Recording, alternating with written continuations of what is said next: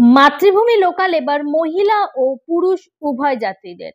শিয়ালদহ বিভাগের পক্ষ থেকে শীঘ্রই মাতৃভূমি লোকালের কিছু কোচ সাধারণ যাত্রীদের জন্য সংরক্ষণের বিষয়ে বিজ্ঞপ্তি জারি করা হবে।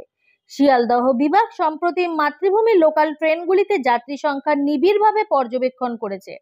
দেখা গিয়েছে এই বিশেষ মহিলা ট্রেনগুলি সম্পূর্ণ আসন পূর্ণ না করেই চলাচল করছে। সাম্প্রতিক পরিকাঠামো উন্নয়নের ফলে শিয়ালদহ বিভাগ তার প্রায় 900টি উপনগর পরিষেবাকে 9 কোচ থেকে বাড়িয়ে 12 কোচ বিশিষ্ট ইমুতে রূপান্তর করেছে।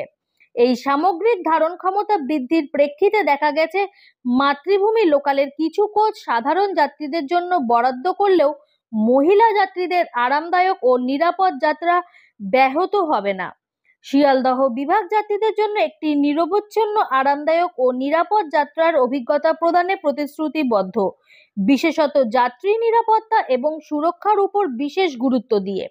এই ভারসাম্য বজায় রাখতেই মাতৃভূমি লোকালের কয়েকটি কোচ সাধারণ যাত্রীদের জন্য নির্দিষ্ট করা হবে বলে সিদ্ধান্ত নেওয়া হয়েছে। যাত্রী চলাচলকে আরো কার্যকর, ভিড় কমানো এবং ট্রেন পরিচালনার মান উন্নয়নের লক্ষ্যে শিয়ালদহ বিভাগ শীঘ্রই বিজ্ঞপ্তির মাধ্যমে জানাবে যে নির্দিষ্ট কয়েকটি কোচে পুরুষ যাত্রীরাও উঠতে পারবেন। ব্যুরো রিপোর্ট, আমার বাংলা নিউজ।